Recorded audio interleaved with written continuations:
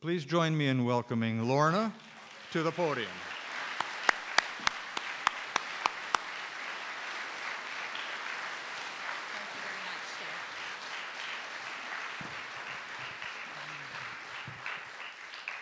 It's a great honor to be the moderator of the evening. I don't think I've seen such a great, enthusiastic crowd since one of the Green Party conventions to get Elizabeth into office. So it feels a bit like a lovely déjà vu all over again, to quote Yogi Berra. My first duty in this evening's events is to introduce Adam Olsen. Adam is a member of the Sarlip First Nation in Brentwood Bay, and he's a devoted husband and a loving father of 2 great kids. We saw one of them dancing at the Green Party Christmas event, of course, late last year. Adam is a former councillor in the district of Central Saanich, and he fell just a few hundred votes short in his bid to become a BC Green Party MLA in 2013. Since then, he has been the interim leader of the Green Party. He's been involved in First Nations housing issues and is a small business owner. If you check out his profile online, you'll be able to hear the presentation he gave to the National Energy Board in November. The National Don't Listen to Anybody board. But I sure hope they listened to Adam, because he spoke from the heart with such great passion about the history of the Saanich Peninsula, particularly Brentwood Bay, and his father's fishing background and him going out with his dad in the boat, the terrible things that have happened since then. The Energy Board should have listened to him, but we at least can, because we need to be educated. We need to hear Adam's story, which is the story of the people who were here before us. He has agreed to gracefully welcome us to the home territory of the Saanich people. Please welcome Adam Olsen.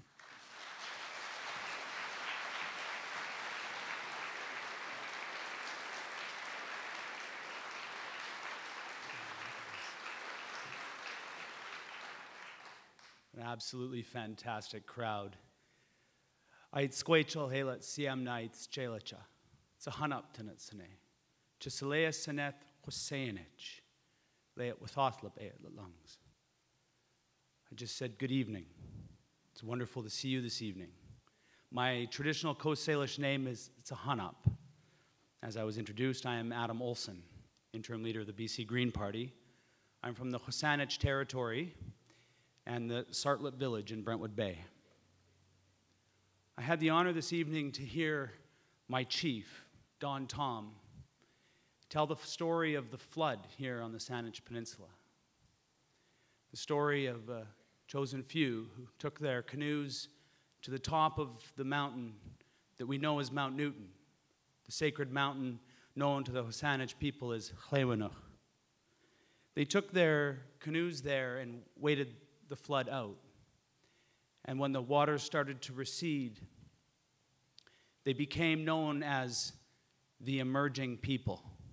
And that's what Husseinich means, the emerging people. So I ask, can you feel it? Can you feel this place emerging? I was raised to know that this was the center of the universe, that this was the place that it all began. I was raised to know Saanich as a very, very special place, a place that I was charged to love, to protect, and to be a steward of. And so Husseinich has emerged in Canada as being one of those places, one of those special places that does things just a little bit differently. And our Member of Parliament is here to prove that.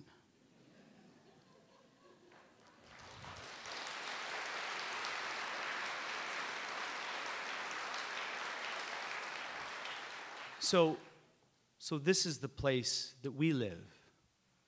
This is the place that my father's ancestors loved and cherished and protected.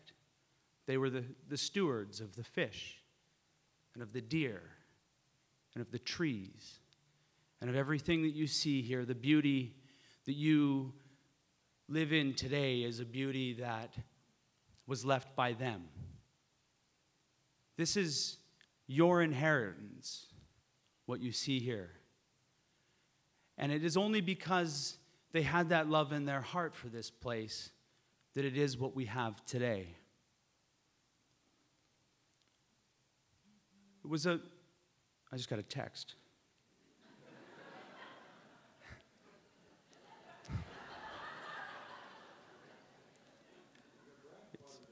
It's okay, yeah.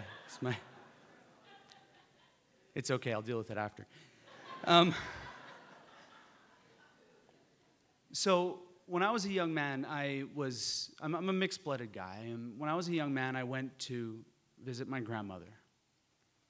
And she married a mixed-blooded guy, and I'm certain that she knew the condition that I had of confusion and of searching and longing to be part of a place.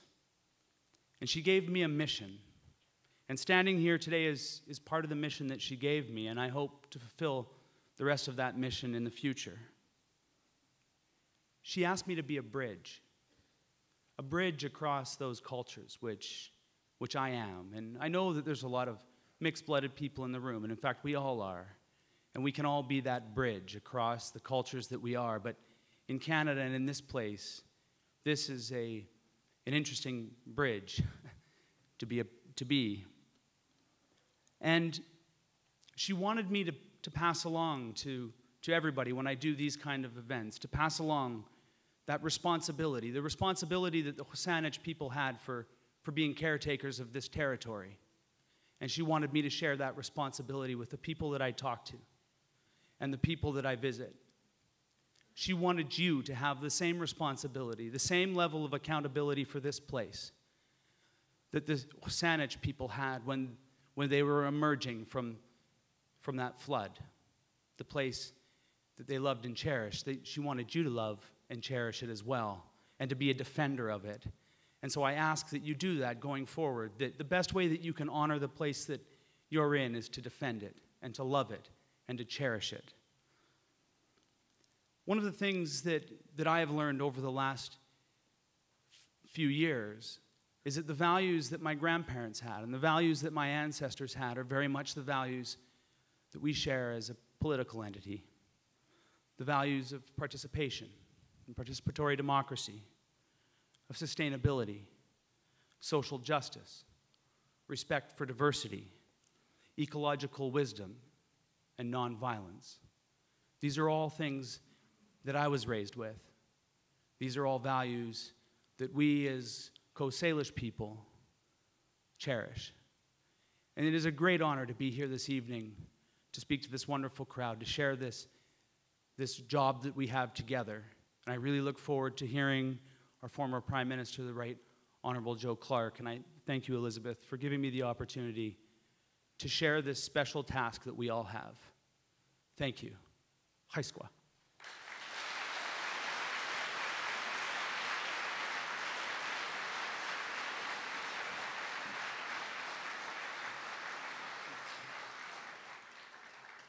Thanks so much, Adam Olsen. Most of you already know Elizabeth May as the head of the Green Party in Canada and as the MP for Saanich Gulf Islands. I know many of you are familiar with her because she comes to her riding very frequently and holds town hall meetings to hear what your concerns are. You can learn a lot more about her if you go to the Green Party website, which has a long list of her accomplishments. I'll just mention a few here. A graduate of Dalhousie Law School, the author of 8 books, including her most recent, Who Are We? Reflections on My Life and Canada. The recipient of 3 honorary doctorates and another one coming up in May. I know it's a secret where it's coming from. They don't announce that until February or March. She's an officer of the Order of Canada. She was named by Newsweek in 2011 as one of the Earth's most influential women. women. And in my poetic way, I can't help but think if we listened hard enough and could understand the Earth's tongue, the Earth itself would agree with that assessment. Until I read Elizabeth's book, I didn't realize how long she's been at it. Her mother was an activist, and I'm sure there were many interesting dinner table conversations, but one of them must have been about the effects of nuclear testing and nuclear fallout, because when Elizabeth was in kindergarten, she told her classmates not to lick the snow because it was laced with strontium-90. Even then, she was saving lives, or at least brain cells. As a teenager, she led a successful campaign to prevent insecticide spraying on the forests of Cape Breton, where her family owned and ran a restaurant and where Elizabeth worked. And she has carried her passion for the environment and her belief that people together can make a change well into her adult life, most recently into her leadership of the Green Party. And what a fine leader she has been. In spite of the confrontational nature of party politics, and we all know it's getting worse, not better, her colleagues, who don't all share her aspirations, have recognized her conviction and her talents. Since her journey to Ottawa in 2011, she has been honored with 3 awards from her colleagues. I think this is quite stunning. Every year she's been there, she's received a major award. The first one, 2012, the Parliamentarian of the Year. 2013, the hardest working MP. And last year, the best orator.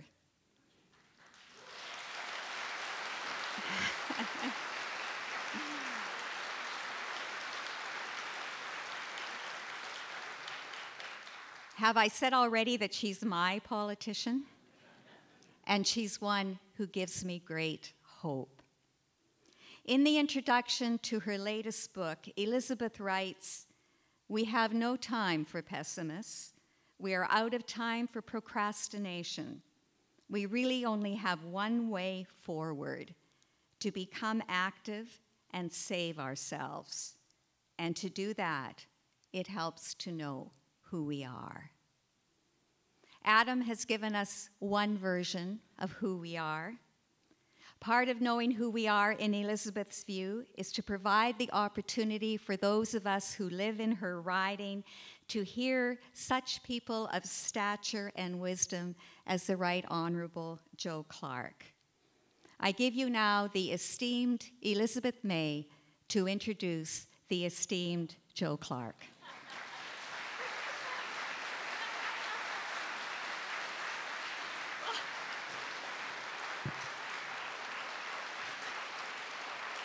Thank you. Thanks. Oh, no, you don't need to be doing, oh, no, well, you're so sweet. Well, the thing is, this is a, thank you. I love you too. Thank you. And at this rate, by the time we finish the introductions, Joe's going to want to go home. And I asked Maureen McTeer, by the way, a spectacular woman of accomplishment in her own right. I could introduce Joe as husband of Maureen McTeer, and that would be worth a standing ovation. But Maureen said, I leaned over to Maureen before this and said, is there anything particular you think Joe would want me to say in the introduction? Because, of course, I neglected to ask when I had a chance. She said, no, just keep it short. So here we have, you know, the titles, the honorifics, and awards, by the way. My awards, like these, where members of Parliament, we've been remiss. We have also with us tonight the only, but soon to be not the only, Green Party member of the legislature in the BC legislature, Dr. Andrew Weaver, if you just want to say hi.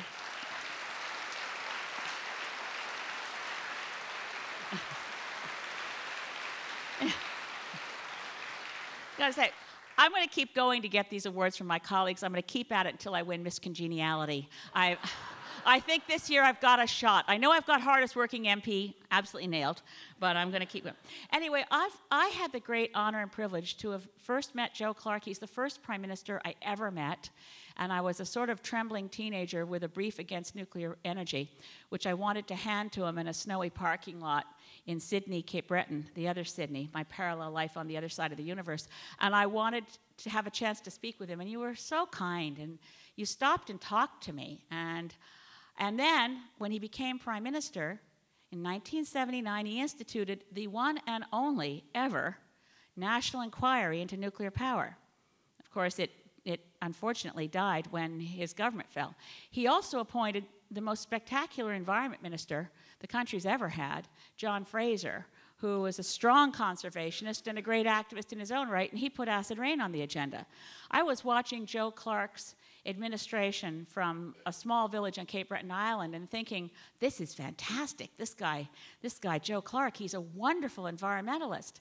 And then, of course, a great environmental budget, he brought in a gas tax. And unfortunately, that was the moment when I ran for Parliament against Alan McCacken. That was revenge for what he did to you. Alan McCacken, Deputy Prime Minister under Trudeau, and that was their clever coup de grace and the end of a very, very good 1,000 days that we had. There are people who have the honorific of honorable, and there are those who have served as Prime Minister who have, in Canada's lexicon, the most significant connotation and respect in the term, the right honorable. We've had prime ministers who didn't deserve the designation, but the man I'm about to introduce to you deserves it in spades. We are honored to welcome to the stage tonight the right honorable Joe Clark.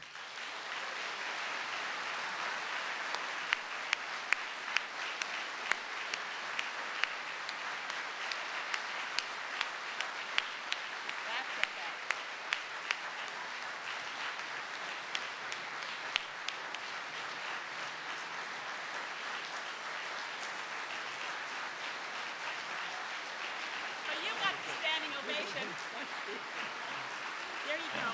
It's here for you. Thank you very much. God bless you. I just told Elizabeth that I stayed off stage just a little bit longer so that my ovation would outlast hers.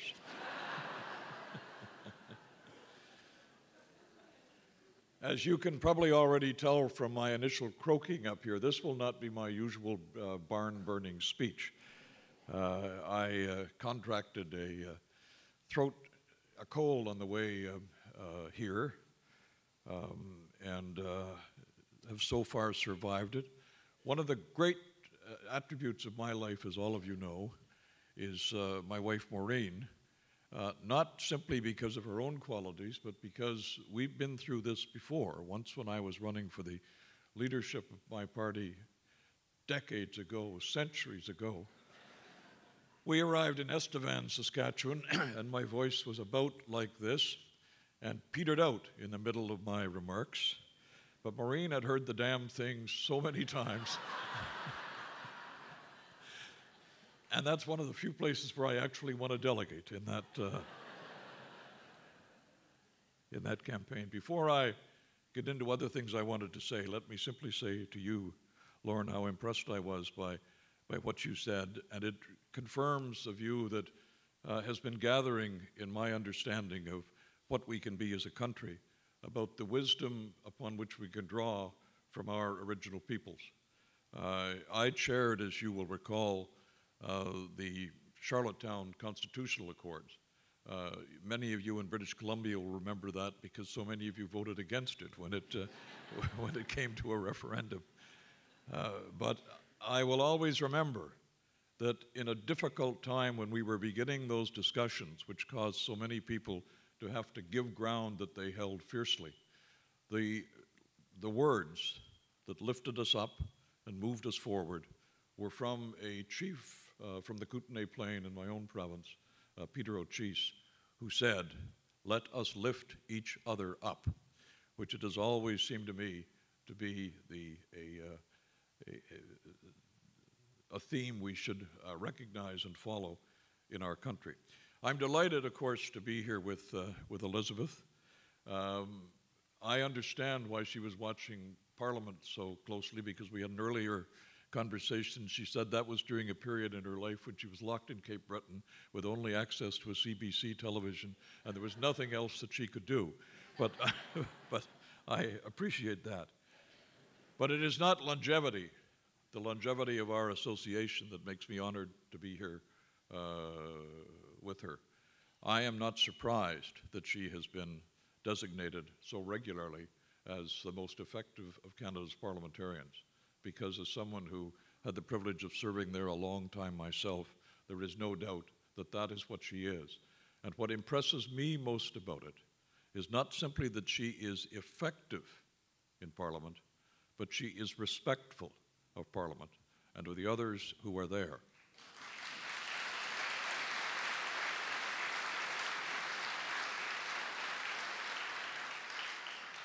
So I'm very, very pleased to be with you.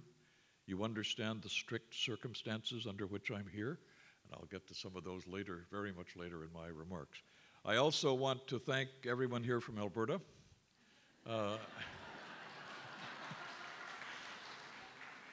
And a few who aren't, one of whom is a transplanted Ontarian who was immensely helpful to me in my life and who's here tonight, and that's the very distinguished Canadian photographer Ted Grant, who I understand is in the audience.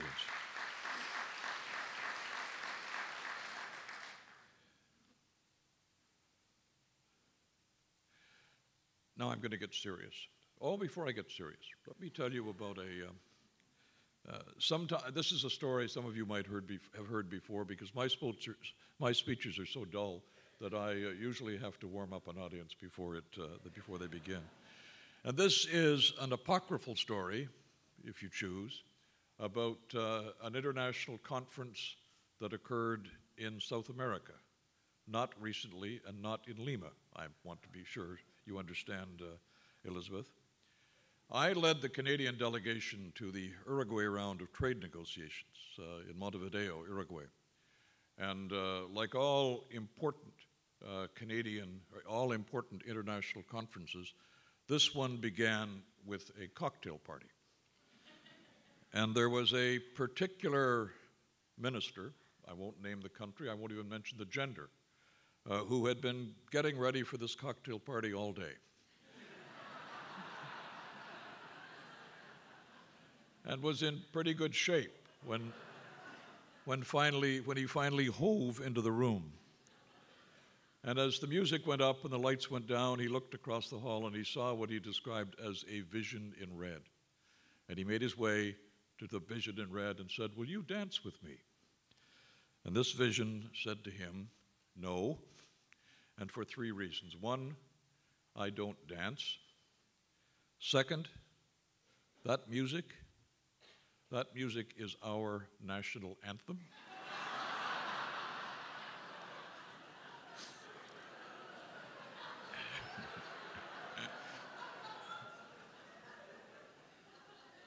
And 3rd, I am the Archbishop of Montevideo.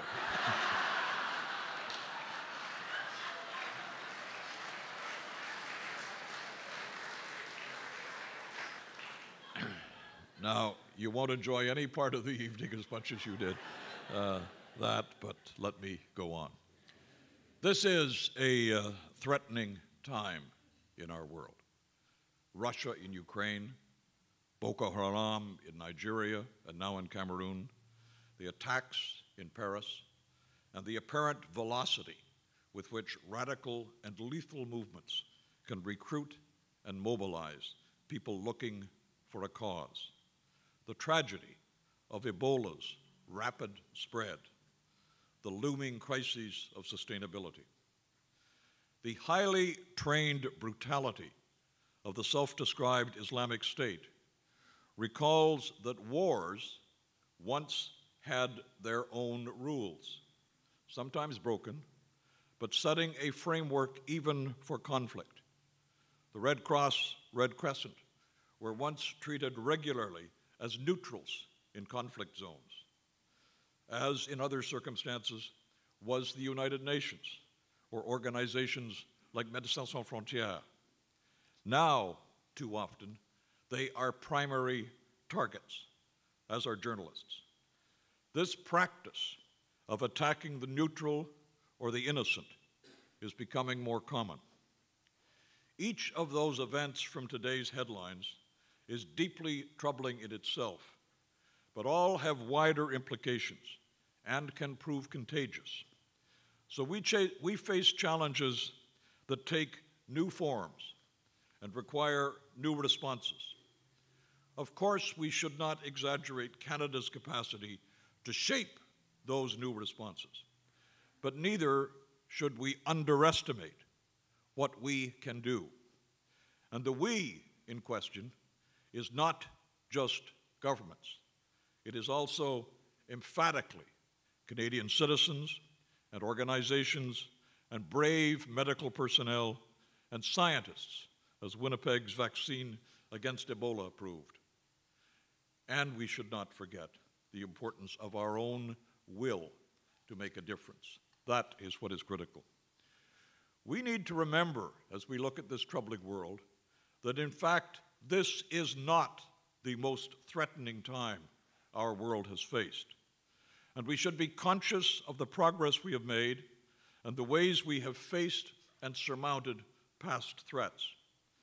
I grew up in Cold War Canada, where serious people and serious governments built bomb shelters because they expected nuclear attack. The central policy of the then superpowers was called Mutual Assured Destruction. The acronym was MAD, MAD. And that Cold War ended. And it ended in part because the mutual threat of force came to be accompanied by a mutual determination to build and find common ground. The phrase that marked that final agreement among deep adversaries was three simple words: trust but verify. About 25 years ago next month, I had the privilege as Canada's Foreign Minister of hosting in Ottawa the first joint meeting in history of foreign ministers of the nations of the Warsaw Pact, the Soviet Alliance, and of NATO, the Western Alliance. We agreed on a concept called open skies. Each side could fly unarmed planes freely over all the territory of the other side to see and record what was happening with military installations. And because we had come together, these former fierce adversaries, and looking above, because we were suddenly free to look above, our traditional trenches, the larger opportunity arose at that conference, an opportunity to unite into one country the two Germanys, East and West, which the Berlin Wall had divided. Nelson Mandela grew up in a South Africa where he was denied dignity and equality because he was black. And in time, and with the commitment and optimism and support of others, including Canada, he was freed, and he was elected, and he set a new standard of foresight and humanity, and of human generosity. I had the privilege of attending a meeting that with Mr. Mandela, literally weeks after he had come out of prison. The meeting was in Lusaka, Zambia. He was meeting in Lusaka with members of the African National Congress who had fought, and in many cases, their compatriots, their comrades had died in defense of what he was seeking to do.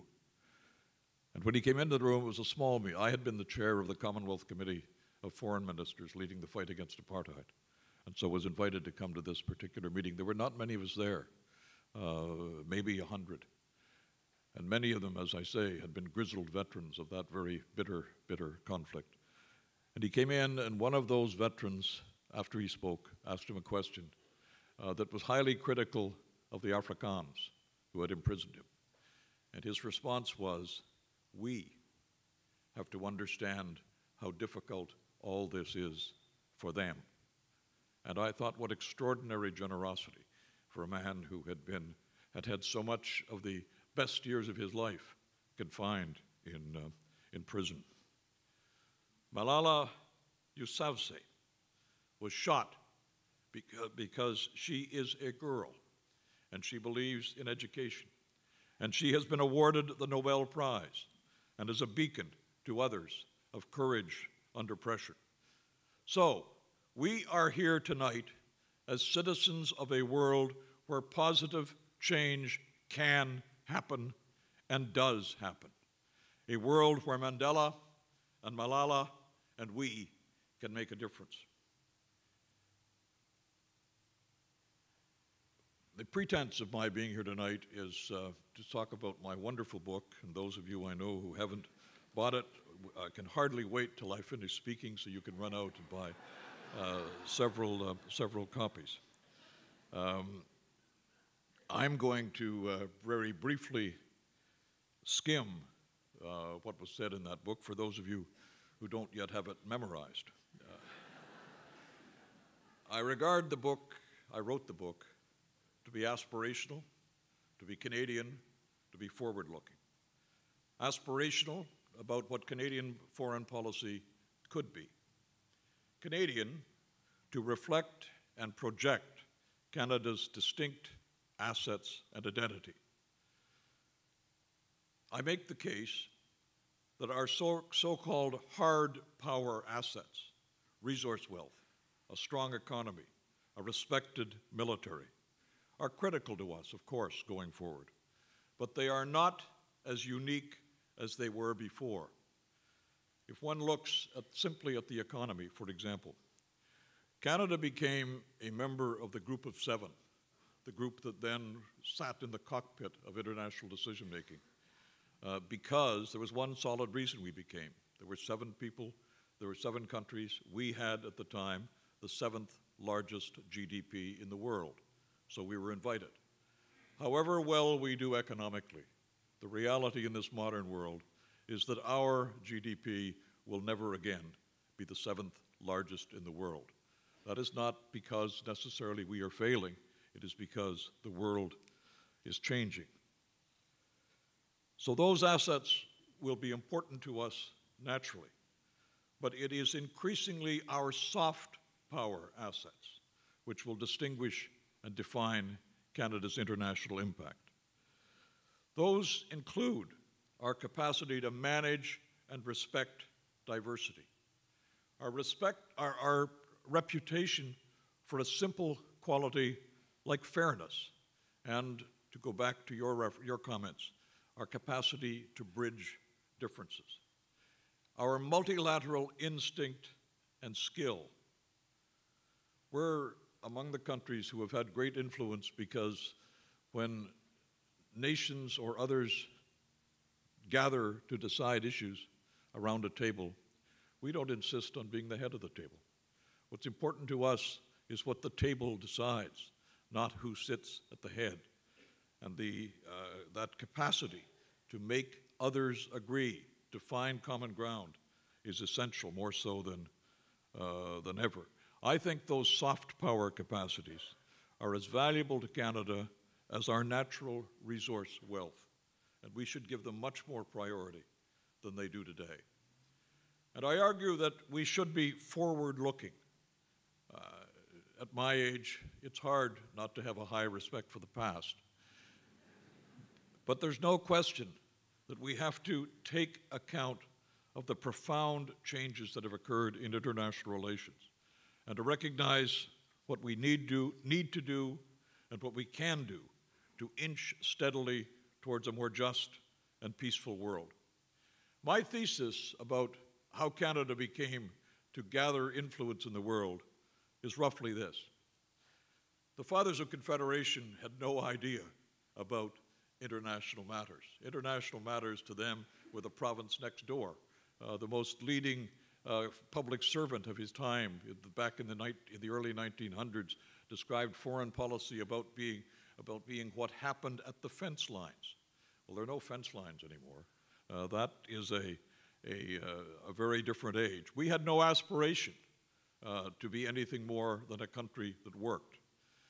But international Canada, for reasons you can read all about here, International Canada came of age after the Second World War because the world, most of the world was in rubble, but principally the countries that were in rubble were the countries that had historically taken the lead in change. Most of Europe could no longer do that. Parts of Asia that soon became influential could not do that. There were a few countries that could. One, of course, was the United States. Another was us. And we developed in that period of time the will and the talent to help shape the new world that formed after the Second World War. The new world of the United Nations, of the General Agreement on Tariffs and Trade, of the North Atlantic Treaty Organization, of the Commonwealth, Commonwealth transforming to become away from the empire. It's very interesting if one looks back. I won't take you through the detail of all of the principal roles that Canadians played in the shaping of so much of this architecture in this new era. And of course, what's happened now in the world by which we are still being shaped is that in 1989, there was another new world. A new world, in that case, created by the fall of two walls. One of those walls I've referred to, and that was the dark, divisive Berlin Wall, which separated the Germanys, separated the world. But the other was a wall which none of us really knew about until it came down, until it was penetrated by the insurgent internet and caused people who had not known they had anything in common with others, any means to communicate with others, suddenly to be in an entirely different sphere. What are some of the differences between then and now? What are some of the factors that distinguish the world of post-1990 and the world of post-1945? One is that conflict in this world today is based much less on ideology and much more on differences of culture, differences of religion, differences of identity, differences of tribe. A second factor is that power is shifting. Obviously, it's shifting among nations, inexorably away from the traditional West to countries like Brazil, India, China, Turkey, Indonesia, Russia.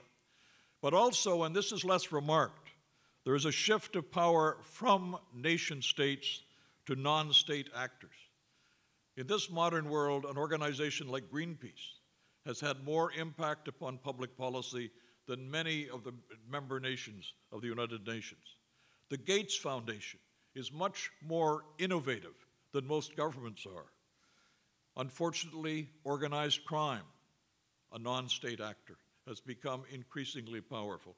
And of course, terrorism has become an increasingly significant factor. It is interesting to me, I'm sure to Elizabeth, that when Canada sets its priorities now and looks at the non-state actors with whom we have to deal, we spend much more time on the bad guys, on terrorism and on crime, than we do upon helping the good guys, the Oxfams, the NGOs, the other organizations who, if given the kind of support that we now automatically give to people who frighten us, could make a profound difference in the world. Another reality we face today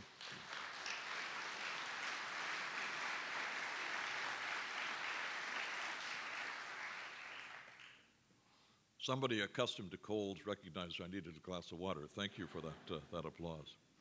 Another reality that we face today, and we've not quite determined how to come to terms with it, has been the steady erosion in this internet age, in this age where people want more control of their own decisions, the steady erosion of the authority of former bulwarks of order, whether those are churches or governments or banks or business, or to quote a phrase from a very troubling recent past, the idea of shock and awe of military power.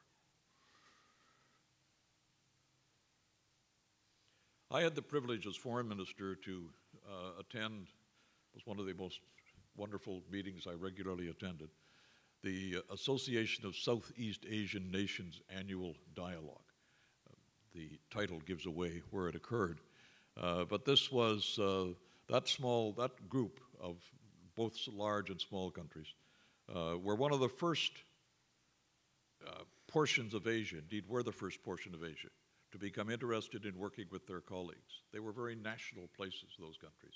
And ASEAN, partly because it needed to establish its own capacity, knew that people had to come together. And they did, and they invited certain other nations of the world to be their dialogue partners, and Canada was. And I had the opportunity to visit on 6 separate occasions annual dialogue meetings, one in each of the capitals of the then 6 member countries of the Association of Southeast Asian Nations. So I decided that I would invite them to a special meeting in Canada. They were all going to be in Canada be in North America for the General Assembly of the United Nations. So I invited them to come to Jasper, to golf. Jasper happened to be in my constituency. Invited them to come to Jasper to golf on Thanksgiving weekend in Canada. And of course, we got to Calgary and were ready to go to Jasper. And Alberta, being Alberta, at Thanksgiving, there was a terrible snowstorm. And it closed the airport at Jasper, where we were supposed to, at Hinton, where we were supposed to land. So, but of course, it being Alberta, that terrible snowstorm affected every part of the province except the highway between Banff and Jasper in the Rocky Mountains. So we went up to Banff and we rented a Brewster bus. And we took the bus up on our way to Jasper with no problem at all until we hit the ice fields, when suddenly there was a great burst of snow. And I was a little worried about some of my colleagues, one in particular. He was the foreign minister of Brunei, and his brother just happened to be the Sultan. So I said to him, "Your Royal Highness, I suppose you've not been in a snowstorm before." And his then colleague, the late Ali Alatas, the foreign minister of Indonesia, piped up and said, "His Royal Highness has never been on a bus before."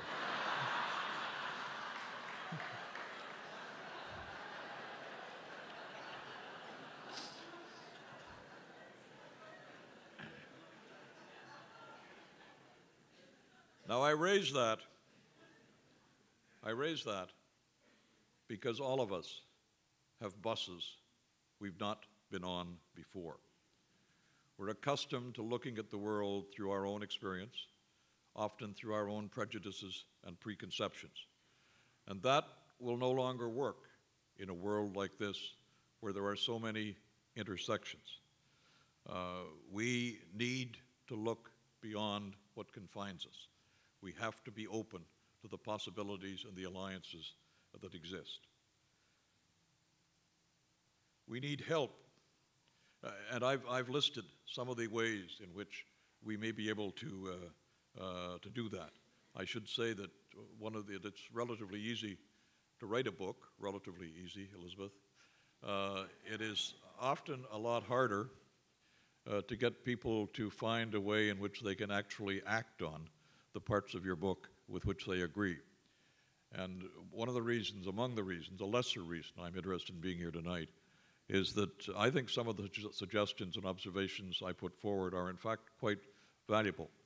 But I need a lot of help in determining how we might make them work.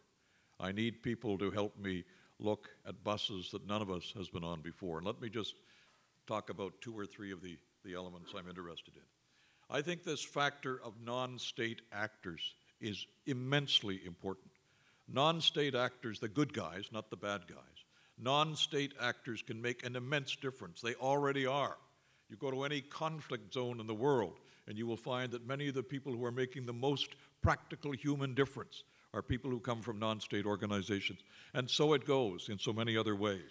But there is one thing that non-state actors can't do, and that is that they cannot change the rules within which they operate.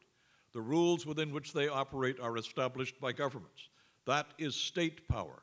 And yet states are very often unimaginative, or they're cumbersome, or the very good ideas of accountability mean that they become cautious when they face a crisis. They back away from it.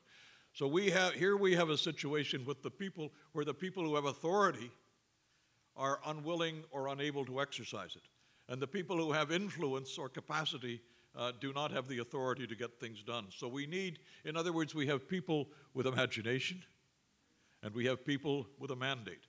And we need to find ways to marry mandate and imagination so this partnership can be made more fruitful. This is not as simple as it sounds from a podium. If you talk to many non-governmental organizations, they will say to you early on in the conversation, we are non-governmental for a reason. We're not going to work with those guys, and they have ample reason for suspicion. But nonetheless, if we are going to make the most of the opportunities that are open to us with this emerging catalog of people who want to make a difference and have skills, we are going to have to find some way to bring these groups together, and I need some help in indicating how that might be done.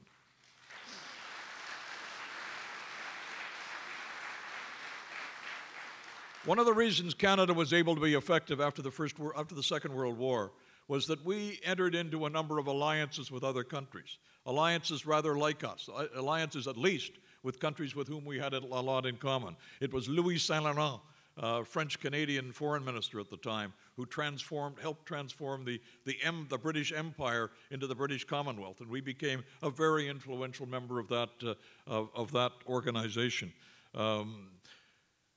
We were architects of NATO. We were extremely active in the United Nations, all of those things. In other words, recognizing that we had capacities of our own, but that the job was immense, we went out and drew in others who could help us together achieve those objectives. Well, many of those alliances are worth maintaining today, but we are in a new age, and what we have to do is build 21st century alliances.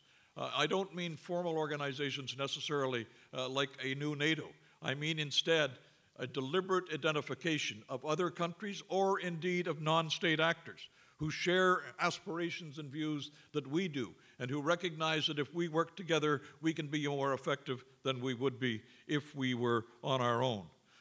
Countries, for example, who are good at managing conflict, as we are, who are good at bridging differences, as we are. Countries who are interested in multilateral approaches, as we are. I've listed a list in my book of some of the countries we should be working at, we should be looking at as potential alliances. For example, the Nordics obviously should. Ghana, a country that has had successful elections on a continent where those are not as common as they should be. Indonesia. Indonesia is particularly interesting. It is a huge country like ours, one of the largest in the world. It has been active in international affairs for a long time, one of the founding members of the non-aligned movement years ago. It has begun to develop an interest now in having an impact upon contemporary policy, and it has the largest Muslim population in the world. Well, we should be looking at ways, very substantial ways, in which we and they, we and some of the others could work together. But how do we do that? How, as a practical matter, do we do that? And I, again, would appreciate your views on that. And the other theme I raise in the book is the theme of leading from beside. And that grew out of a conflict in the United States. Indeed, there was a disagreement about who should lead the attacks on Libya at that time, the action on Libya. And the British and the French offered to be the principal leaders from Western nations, which made sense to everybody. The Americans were overextended elsewhere. But some poor guy in the White House decided to describe that initiative as leading from behind. Well, you can imagine how the American Congress responded to the idea that their country would lead from behind. What is really important here is to look at leading from beside. It's important in terms of being able to make use of these countries that are coming newly into influence and to prominence, but are not accustomed to working with one another. It's certainly important to a country like us, who, before the phrase was thought of, were leading from beside. That is how we have accomplished so much of what we need to do. That is a way. That is an area where we have very clear track records. always hesitate. I find it very difficult to ever say anything positive about Lloyd Axworthy because he and I sat on other sides of the House for so long. But Lloyd Axworthy was the minister who made it possible to bring together non-governmental organizations and governments, both on the International Criminal Court and also on the Landmines Treaty. We should be doing much more of that.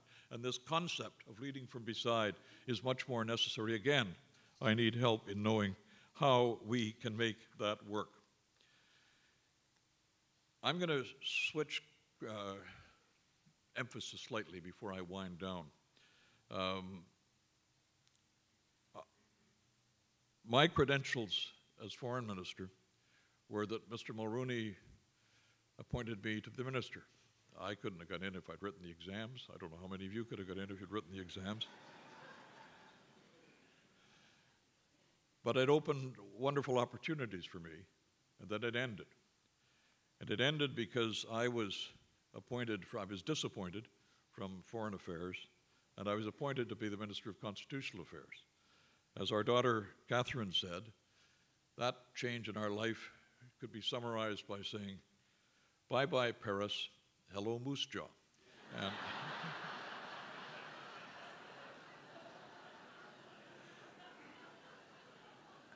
And that led me again into an intense identification and visiting of my own country. I learned about our country more than I would have otherwise. One of the things Elizabeth will tell you is that one of the great advantages or privileges of being a member of Parliament is the opportunity it gives you to learn about other people who share your country, but with whom you are not as well acquainted as you should be. And it's very important for us to focus on these issues in the context of international policy, because who we are at home determines what we can do and want to do in the broader world. The headlines today are about counterterrorism. It's the top of the agenda today in the European Union. There's legislation coming back again in your House of Commons next week. I want to speak a little bit about that. This new generation of security issues is very important in itself. The threats are serious, and so will be Canada's response, which should be framed in the context of two defining qualities which we attribute to Canada. One relates to our form of democracy, and specifically Parliament's ability to hold the government accountable. The other is Canada's fundamental respect for difference. That respect for difference is at the heart of our federalism, which with all of its frustrations has been remarkably successful at home, and which may offer pertinent guidance to other countries whose populations are not uniform but want to be united. And that respect for difference is also at the heart of our success as a society which manages diversity better than any other nation in the world, because we genuinely respect differences. These, if I may say so, are particularly appropriate questions to consider in light of two notable anniversaries. We are meeting tonight barely a week after the 200th anniversary of the birth of Sir John A. Macdonald, and nearly 5 months before the 800th anniversary of the Magna Carta. Sir John had his faults, of course, and they should be acknowledged and, where possible, repaired. But unlike the legendary Lincoln, he built and he brought together a huge and diverse country without a war, and with a parliament populated by so-called loose fish, MPs whose support had to be earned, issue after issue, and not taken for granted. And the principle of Magna Carta is precisely that governments must be accountable. Kings then, presidents and prime ministers now. I'm quite worried about our capacity to maintain this respect for difference that has become such a characteristic of Canada. I want to remind you of an error I made in what we called the Gulf War, the invasion of Kuwait. We had naturally, the Prime Minister and I as Foreign Minister, had naturally been condemning Saddam Hussein in the worst kind of language, calling him evil, evil Saddam Hussein. And I was called one day to a meeting of Canadian Arabs in downtown Toronto, a very angry meeting, where parents said to me, "Mr. Clark, have you any idea how many 6-year-olds in the Greater Toronto area are named Saddam Hussein, and how they react when they hear their Prime Minister or their Foreign Minister use that name and describe it as evil?" Kids that age are overwhelmingly self-reverential, and damage was done that we can never repair. We tried to back away from that kind of language, but it was done. It's an indication of an innocent, by and large innocent, an unknowing act that had consequences. Well, let's fast forward to today. Acts of brutality in the name of Islam reflect neither the beliefs of that faith nor the behavior of the overwhelming majority of the world's Muslims. Yet it can affect their reputation and their ability, even in Canada, to be judged on their merit and common humanity. Now, no doubt, there are families in this room whose forebearers or whose faith were treated as outsiders or treated with suspicion. Part of our Canadian accomplishment is that we have actively built down those suspicions, those exclusions. It's never complete, but it is better here than elsewhere, and it is part of the promise of Canada. We need now, in our daily lives, to embrace, comfort, and respect and include Canadian Muslims and others who feel they are outsiders in our common country.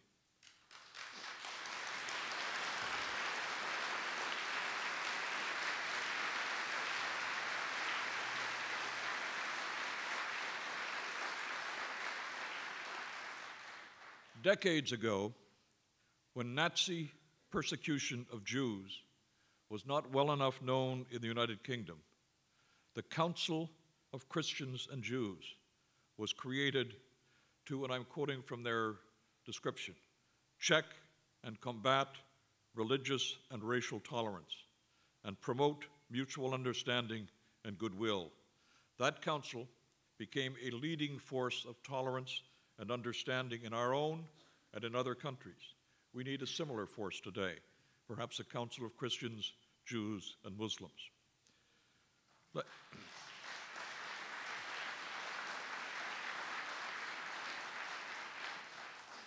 Let me speak briefly now of Parliament and accountability. I was privileged to serve in the House of Commons for 25 years, holding governments accountable and being held accountable, including being defeated on a budget vote. My regretful observation is that there has been a serious decline over decades in the capacity of government, of Parliament, to hold governments accountable.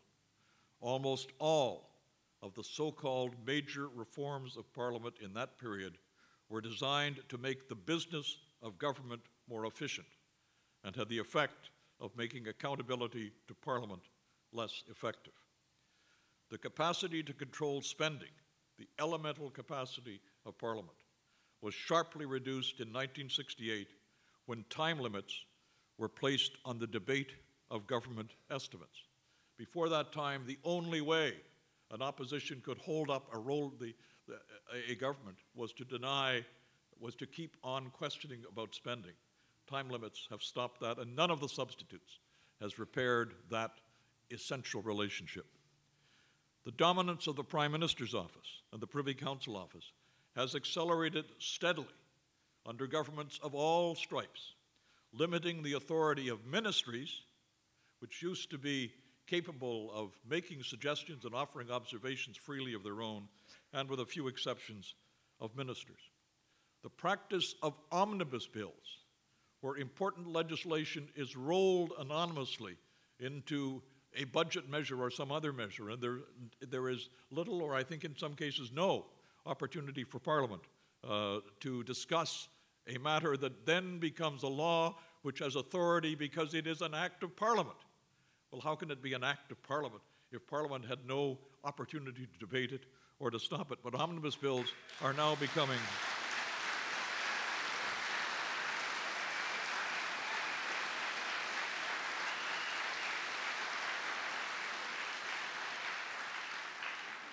omnibus bills are now becoming more and more part of the ordinary routine. And political parties, and I know there is a leader of a political party in the room, so I will be very careful about how I say this. Well, here, again, we're in agreement. Political parties have become instruments of discipline and of messaging, not sources or conduits of independent perspectives. The one major attempt at parliamentary reform that is an exception to this rule was, I'm happy to say, something we tried to do in 1979, and that was the introduction of the Access to Information Law. Now, why was that different? It was different because we had been in opposition. And the late Jed Baldwin of Peace River, who had been our House leader and was a very able lawyer, determined that oppositions would always be impoverished if they did not have access to information. And so we were in the process of devising that law when our government fell. But it was such a compelling case that had been made, two things about it. One, it was such a compelling public case, a compelling public need, that the succeeding Trudeau government could not avoid bringing in their own access to information law. But secondly, as I look back on it, even at that time, many, if not most, of my cabinet colleagues and many, if not most, of our senior officials opposed the idea of an access to information law. And certainly, and I must say, access to information laws can be troublesome in their own right. They are not a miracle solution. But the principle of the public right to know so that parliaments can hold governments accountable is essential. The reality is, we, Canada today, is not keeping the promise of Magna Carta. This trend may be more active now, but it is not new, and it is a hard habit to break unless citizens, voters, break it. When the journalist Peter O'Neill read that I was speaking here, he asked, and I quote, "Should I read anything more into this than you doing what your publisher regularly urges you to do and go out and hawk your books?" I told him, I don't expect to endorse any party in the next federal election. But I have a suggestion to voters. The role of political parties has changed materially in this age of robocalls and pollsters and pressure groups. As the power of party leaders grows, so does the temptation to erode the most basic principles of a parliamentary system, whose genius has always been that the elected parliament ultimately controls the government, not the other way around.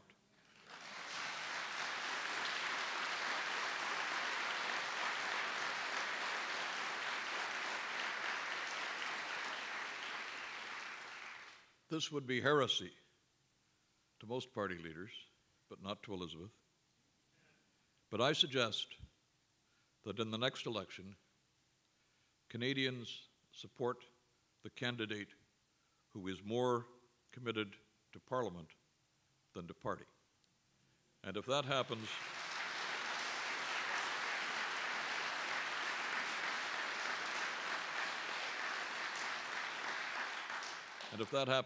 I think we can be on the way to a more successful functioning of our Parliament. Now, as I was reading the advertisement for this event, I noted a piece that said that I was going to read from my book. And I always follow instructions, particularly Elizabeth's instructions. So let me read briefly from my book, the opening words of my book. An essential question for citizens of lucky countries is not simply who we are, or what we earn, but what we could be. That question implies others. To what do we aspire? What are our talents and advantages and assets? How can we be better than we have been in our impact on events both inside and outside our country? That is the spirit in which I wrote. That is the spirit in which those of you who have been kind enough to respond positively to my book have responded. That, I think, is a spirit that on international as on other issues we have to safeguard as we move forward. Thank you very much for your attention tonight.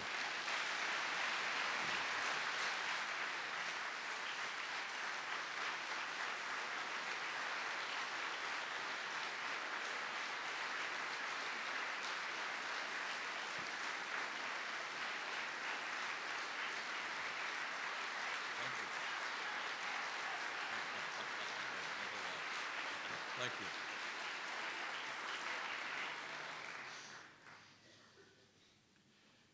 As Lorna's on her way up here, I should tell you one of the tricks I learned in Parliament. Je parle français comme quelqu'un de l'Alberta, which is to say I don't speak it absolutely fluently.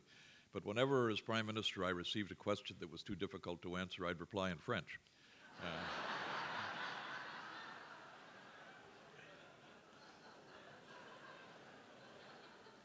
And so now that the tough part of this evening comes for me and you're going to ask questions, I'm suddenly going to lose my voice.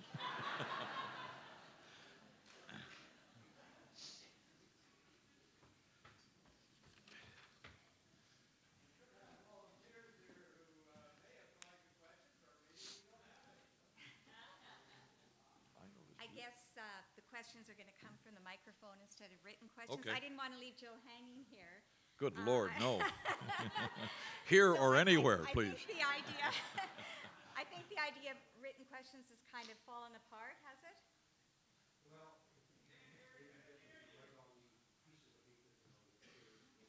Oh, okay. If you have a question, you're supposed to write it on the piece of paper that is on your chairs, and it will be picked up. If you can just give us a couple to start with, that would be a great idea, because I know we don't have a lot of time.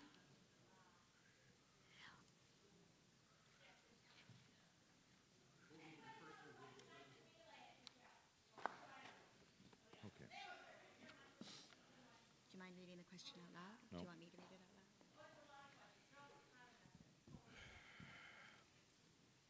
The question is, what is the end game for Canada's war in the Middle East? Is it a new 100 Years' War? Does Stephen Harper know where he is going? I think the Middle East remains the most dangerous place in the world, and the place very much in need of constructive involvement by anyone who can help. It should be clear that Canada is not a principal influence in the Middle East. We're not a neighbor as Europe is. And we are not a power as others are. But nonetheless, we have in our history been able to find ways in which we could not only deal with explicit and difficult questions like the refugee question, but also served in ways that brought together parties that are very seriously divided. And we are not following that role now quite deliberately. Mr. Baird has said we are not neutrals here. We have a side. Well, there are enough people with sides in the Middle East, and what is needed is a capacity in the tradition that Canada followed under liberal and progressive conservative governments to find ways in which common ground can be found.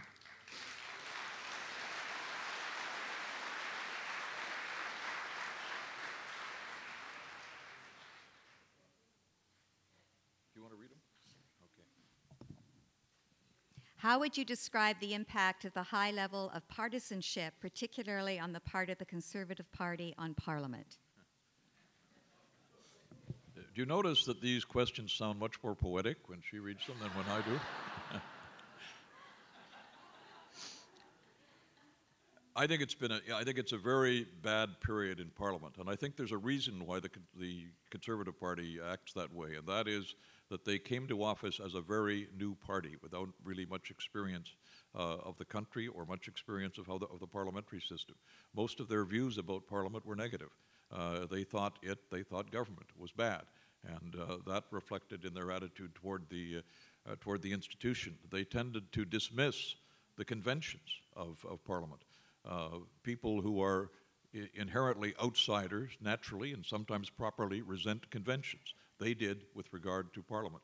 And that has meant that a place that is always going to be acrimonious, but has in most cases in the past also been a place where harmony can be found, is becoming very seriously acrimonious now, where trust levels are low. Elizabeth would have more knowledge of this because she is in the place now, and she is acting in a way that is almost singular in its determination to work with others. But I think that is what is happening, and that is why it is happening.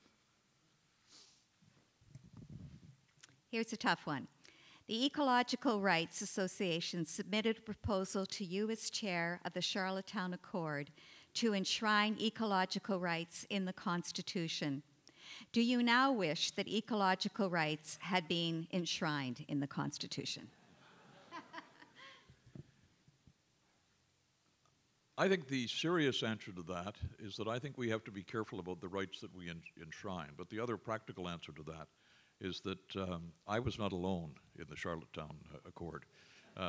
I was the chair and trying to find agreement. And there were some difficult issues. I can't honestly say that was one, because I think that there were some issues that were considered as more serious at the time than others were.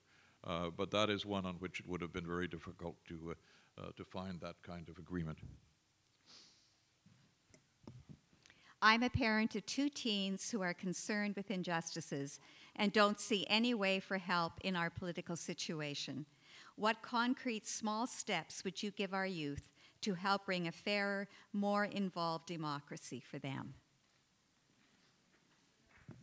They don't need Parliament to become involved in local activities and in dealing with inequalities.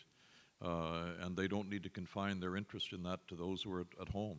There are abundant organizations that are doing that internationally. In many cases, that kind of involvement in non-governmental organizations, I think, is highly instructive, and people should be encouraged to do it, and many of them are. One of the real challenges with this issue is to find ways in which young people who are motivated or who are indeed involved can make a real and practical difference. Many of you are acquainted, probably more than I am, with the WE organization. We to We. Me to We, excuse me. You see, I'm not as closely associated with it as my spouse is on so many other things. And these are, I've been in those audiences, and these are people with an immense sense of commitment, but there is always this question as what do we do next? How do we do these things? And I think that the answer to that requires more attention than I'm able to, more consideration than I'm able to give to it now. But there is that interest, and there are means. And again, we have to find ways to marry them. Can a coalition government work?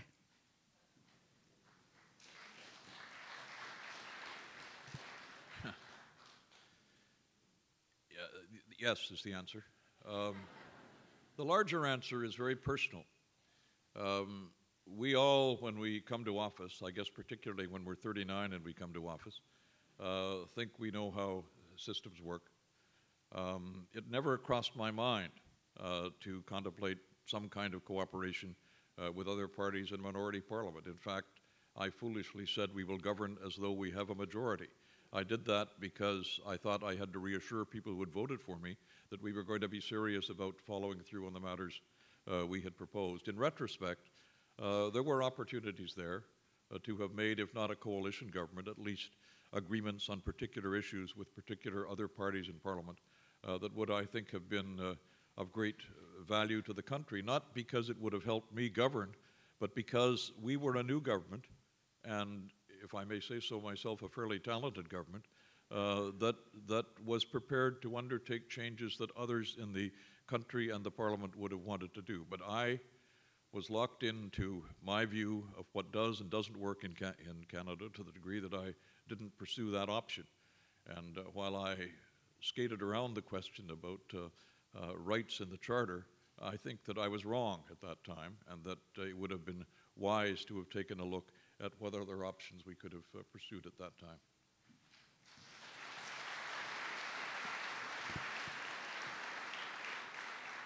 We only have time for a few more because I know a lot of you want to say hello to Mr. Clark and Elizabeth and buy their books, and they've had a long day. So the 3 more questions. How do you feel Canada should handle the refugee crisis? As we have in the past, as we have in a quite accomplished past. I was speaking to the Mennonite Central Committee in Calgary the other day, and reminded us all of the extraordinary efforts to which that Canadians undertook in the case of a number of these international crises. Certainly in East Africa, Mr. Trudeau bringing opening the doors of Canada. Certainly in my case, in the response, in the period of time when I was Prime Minister, of Canada's response to the boat people, which was extraordinary. So extraordinary it won the country the Nansen Medal for the first time it's ever been awarded to a country. That's our tradition. We're a country of immigrants. I was going to say to Elizabeth earlier, and then I decided there's no need to do that, her family moved late to Cape Breton. My family came early to Cape Breton, 300 or 400 years ahead of yours, Elizabeth. That is to where our immigrating family came. And we are all immigrants, and we also have space, and we know and we are all people. Many of the people who came as immigrants then, under today's definitions, would be refugees. So we have to be a country that is prepared to open our minds to those issues.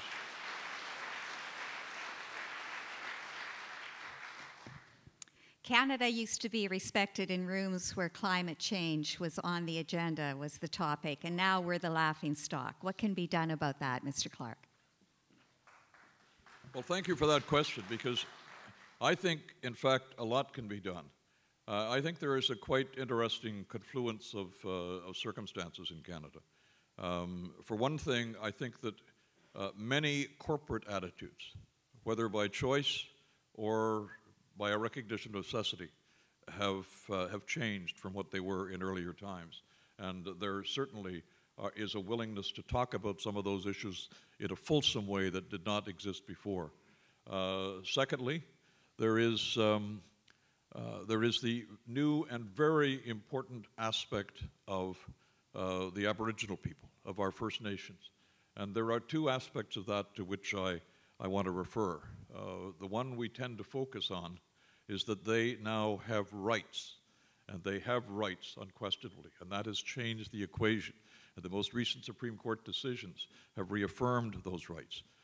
But in addition to rights, Aboriginal people on sustainability questions have always had values. The relation between the people and the land is perhaps the most essential element of Aboriginal thinking and Aboriginal tradition.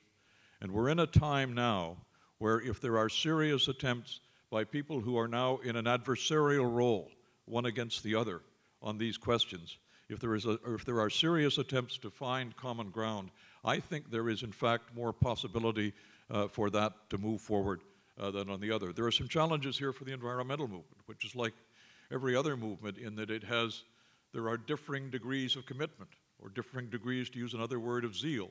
And there are going to have to be, if there is a serious interest in trying to find common ground, there is going to have to be, as there was in my negotiations with the Aboriginal people in Charlottetown, there are going to have to be a series of very difficult decisions. Where can we move forward? Where will our move cause others to respond? I think that the environmental movement, as I understand it, is itself mature enough and broad-minded enough that most of its members will want to engage in that exercise. And my own view is, and I don't think I am simply optimistic here, my own view is that there are solid reasons to believe, environmental reasons, corporate reasons, Aboriginal reasons, that we can make more progress on these issues than we have at any time. Remember that Canada won our respect in international circles because of what our leaders did in many of those cases. And what is really necessary now, and it's grown, is there has to be, the issue now is going to be what our people will do, what our communities will support. And I think, again, there is a growing understanding that these issues cannot be avoided. So I think there is an opportunity here on these issues. It takes people of courage and of vision, such as your Member of Parliament, to play an active role in that. She will have to be tough with some of her own friends. We all have to do that from time to time.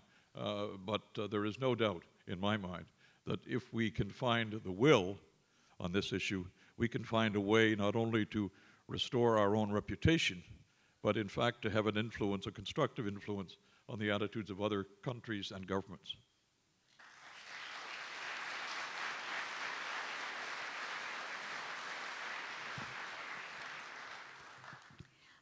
That seemed to me to be a summary answer, a way to wind up the evening. The next question was about the Ukraine, but I think I'd like to suggest we end it on that uplifting comment about what we can do as people interested in climate change and the environment, and with our interest in the Green Party and what it is striving to do. Mr. Clark, you quoted an Aboriginal chief that said, "We must lift each other up," and I definitely felt lifted up by your address tonight. But Elizabeth is going to give the formal thank you and present a gift on behalf of those people who were here tonight. Thank you again.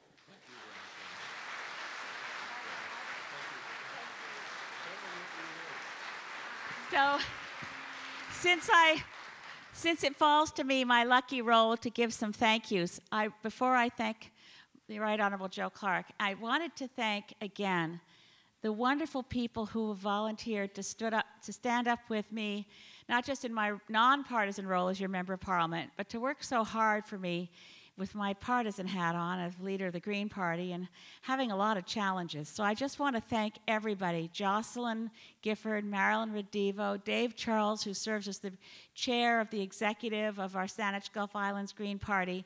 This whole idea of having a distinguished lecturer series was Don Scott's idea, and he serves on the Federal Council. If I go through Terry Haig, if I go through thanking everyone, this will be too long. I won't do that. Adam says no. I just wanted to make sure I also thank very much my dear friend, Lorna Crozier. If I'm her politician, she's my poet. And so a lot of you will know you bought tickets to come here in November, and that it was planned for the day that became my dad's funeral. And I don't want to get all emotional. It meant so much to me that this incredible man, with all he's accomplished internationally, that he found time at all ever to say that he'd come to Sydney and speak at an event sponsored by a political party for which he's not yet a member. You know, anytime.